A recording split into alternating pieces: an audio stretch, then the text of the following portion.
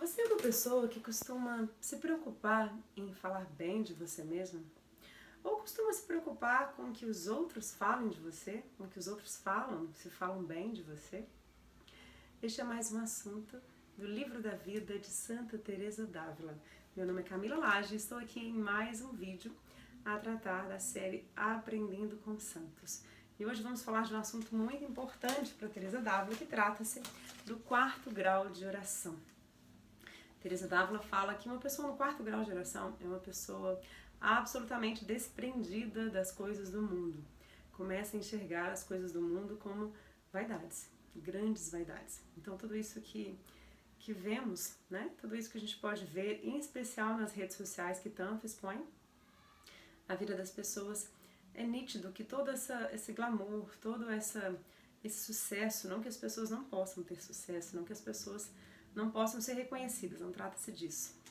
Mas trata-se do apego que as pessoas têm a isso e quantas vezes almejam isso pelo simples fato de serem reconhecidas, pelo simples fato de serem amadas, de serem valorizadas, né? Então, essa vaidade que o mundo alimenta, não só nesse aspecto, mas a vaidade como um todo, trata-se de pessoas que estão distantes deste conhecido 4º grau de oração que Teresa d'Ávila fala, que no seu livro da vida ela faz referência como sendo o mais alto grau de oração, né?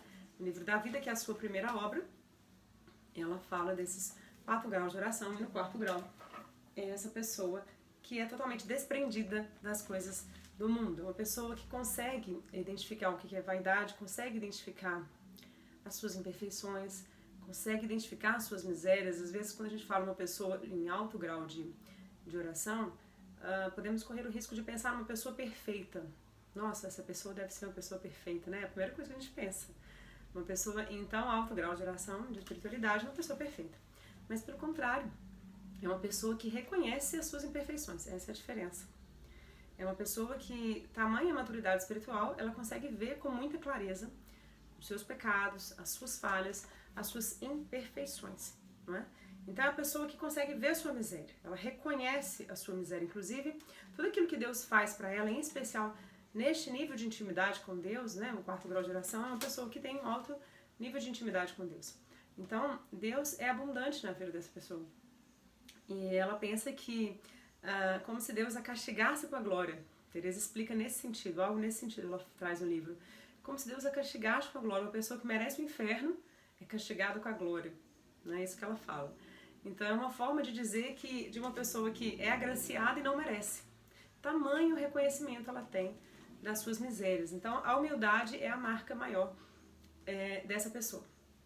Então, mas a gente às vezes também confunde o que é humildade. A gente interpreta aquela humildade que o mundo traz no sentido da simplicidade, né, de uma certa pequenez. Enfim, tem várias formas de interpretar a humildade. Mas Teresa d'Ávila, quando fala de humildade, ela está falando sobre ser a sua verdade. Alguém que vive a sua verdade. Então, a humildade não quer dizer, às vezes é mal interpretado. O que Teresa diz aqui é que a humildade trata-se daquela pessoa que vive a sua verdade. Então, ela sabe a sua verdade, ela assume, inclusive ela está dizendo aqui que uma pessoa no 4º grau de oração é aquela que reconhece suas imperfeições. Então, passa longe de ser uma pessoa que se assume perfeita, que se reconhece como boa. Não, é uma pessoa que assume com facilidade, principalmente diante de Deus, ela vai se despir ali na sua pequenez e vai dizer isso que ela disse, né? No seu livro ela traz isso, né? Uma pessoa que merece o inferno está sendo castigada com a glória. Tamanho reconhecimento ela tem. Então é uma pessoa muito madura nesse sentido, né? Porque ela vê com clareza as suas imperfeições. E Teresa d'Ávila, inclusive, ela fala, no livro, ela fala ao longo do livro que ela chegou a um ponto de acreditar que não seria humildade, como eu vou explicar, que não seria humildade ela ter uma vida de oração, né? É como dizer assim, eu sou uma pessoa de oração, eu sou fulano de tal, uma pessoa de oração. Isso é como se isso fosse arrogante, como se isso fosse se colocar superior, né? Então ela fala, ela achava, em uma certa época da vida dela, ela achava que isso era pouca humildade. Então ela chegou a ficar mais de um ano sem fazer oração. Olha isso, uma santa, hoje reconhecida como mãe dos espirituais. Esse é o título que ela recebeu quando foi reconhecida doutora pelo Vaticano. Mãe dos espirituais. e ela é uma pessoa que chegou a ficar sem oração. Mas ela não ficou sem oração por motivo algum, porque ela achava que era falta de humildade, né? Certamente o inimigo a conduziu ali para afastá-la desse caminho, e aí ela foi de mal a pior nesse período, ela mesma disse. Então por isso que ela sempre bate nessa tecla, sejam perseverantes na oração. A oração é o caminho, né? Independente do tamanho que ela pareça, né? Da grandeza que ela possa estar, porque nós humanos julgamos, né? Nossa própria fé muitas vezes. Então ela fala que independente disso a gente precisa ser perseverante, né? Estar ali com Deus todos os dias, não e de forma alguma achar que é grandeza se achar uma pessoa, né, que é falta de humildade ter vida de oração. Pelo contrário, né, a perseverança que é o lugar. E ela fala que uma alma no 4º grau de oração é uma alma que dá sinais de que guarda tesouros do céu e começa a ter desejo de reparti-lo com os outros. Ela não quer mais só ela viver aquilo. É uma alma que quer partilhar aquilo que ela está vivendo com as outras pessoas. Ela quer que as outras pessoas vivam aquilo que ela está vivendo também. E aí ela fala, vou até pegar no próprio livro, no livro dela, no livro da vida, na página 168, ela diz assim, desde que entenda, a alma já pode, desde que entenda claramente que a fruta não é sua, comece então a reparti-la e não a faltará para si. Porque Teresa fala que no início da vida de oração, as pessoas que estão no início, não são as pessoas que estão no 4º grau, elas costumam se entusiasmar e começam a querer partilhar aquilo para as outras pessoas, começam a querer dividir aquilo. E nem ela está sustentada naquilo e ela quer dividir. Então, aquilo que ela está recebendo não sustenta nem a ela ainda, de tão pequeno, e ela acha que é grande, e ela quer dividir. E aquilo enfraquece. Não é assim que funciona, né? Porque a gente quer ditar algo para alguém e a gente mesmo não tem as virtudes ainda amadurecidas para fazer isso, né? Em algum momento do livro, ela fala que há situações da vida em que o próprio Senhor, ele encobre os nossos defeitos, a nossa falta de virtude, para que outras pessoas deem crédito para nós. Então, se Deus quiser que alguém ouça algo, viva algo e aprenda algo da boca de alguém, ele é capaz de encobrir um defeito daquela pessoa para que aquela pessoa dê crédito para outra pessoa, né? Não sei se estou sendo clara, mas é nesse sentido de que o Senhor permitiu isso com ela, encobrir os defeitos dela, para que as pessoas, ao ouvirem ela falar, as pessoas davam crédito para ela, como se ela fosse uma pessoa que de fato tinha autoridade para falar aquilo. Mas isso é uma coisa do processo, né? Ela quer dizer que Deus vai fazer isso, mas uma vez que você está no caminho. Quando você está no começo, né, não vai passar de um entusiasmo e você mesmo não vai conseguir sustentar. Você ainda não conseguiu sustentar por muito tempo aquilo e já está querendo partilhar. Então, ela fala desse cuidado, né? Mas aqui, nesse nível, no 4º grau de oração, desde que entenda claramente que a fruta não é sua, então, desde que não é você a graça, mas a graça é Deus quem age, né? Deus que faz, você começa a reparti-la. E aí não vai faltar para você, porque você já está bem nutrida, digamos assim. Começa a dar sinais de alma que guarda tesouros do céu e a ter desejo de repartir com os outros e suplicar a Deus que não seja só ela rica. Começa a ser proveitosa para os que estão próximos, quase sem perceber nem fazer nada por si. Quase sem perceber e nem fazer nada por si. Então aqui é o tamanho poder, né, de Deus, uma grande graça para aquelas almas que alcançaram o 4º grau de oração. E aí ela acrescenta, Teresa d'Ávila faz uma comparação com relação às flores. Né? Eu já falei em outros vídeos, ela sempre vai puxar essa comparação com as flores. E ela fala assim, eles percebem porque as flores já têm tão crescido o aroma que os faz desejar aproximar-se delas. Então essas almas, elas têm, é como se fossem flores que estão tão desabrochadas e com um aroma tão forte que ela atrai outras almas até ela. Né? Como se essas almas fossem essas flores perfumadas, de tão perfumada que elas estão, elas atraem para que outras se aproximem dela. É que nem a gente vê uma flor e querer sentir o cheiro, né? De tão atraente que tá, a gente tende a se aproximar dessas flores, né? Então, as pessoas tendem a se aproximar dessas almas, a querer estar com elas, querer conviver com elas, querer aprender com elas. Isso é natural das almas que alcançaram já o 4º grau de oração. Então, a Teresa faz essa comparação muito bonita com relação ao jardim, com relação às flores de Deus, né? Essas almas perfumadas, né? essa comparação que ela faz. E Teresa continua falando do quarto grau de oração, dando a entender que são almas que quase que não gostariam de ter livre-arbítrio. É como se você, como que posso explicar? Pedisse a Deus, né? Entregasse para Deus o seu livre-arbítrio. Faz de mim o que quiseres, como quiseres. Né? Que é uma alma que entregue a viver absolutamente a vontade de Deus. Ela não quer viver nada além da vontade de Deus. Ela pode estar seguindo um caminho, se Deus manda seguir outro, ela simplesmente segue. Então é uma alma muito confiante, uma alma muito entregue à vontade. Ela não quer fazer outra coisa que não seja a vontade de Deus para a vida dela. Então é aquela alma que quando ela olha para o mundo, né, olha para as coisas do mundo, para as honras, em especial a Teresa d'Ávila cita a palavra honra, ela se desanima de pensar que em algum momento ela possa ter dado importância para aquilo. Né? Em algum momento ela possa ter prestado atenção naquilo que o mundo chama de honra. Então aquilo que o mundo chama de honra não é a verdadeira honra. A honra é honrar a Deus, a vontade dele para a sua vida e não os padrões que se estabeleceram como sendo honra neste mundo. Ela fala também que ela ria dela mesma do tempo em que tinha alguma conta do dinheiro. Ela fala que nem tanto isso. Mas para dizer do fato de rir mesmo, né? de ignorar, de debochar, vamos dizer quase assim, da importância que se dá ao dinheiro.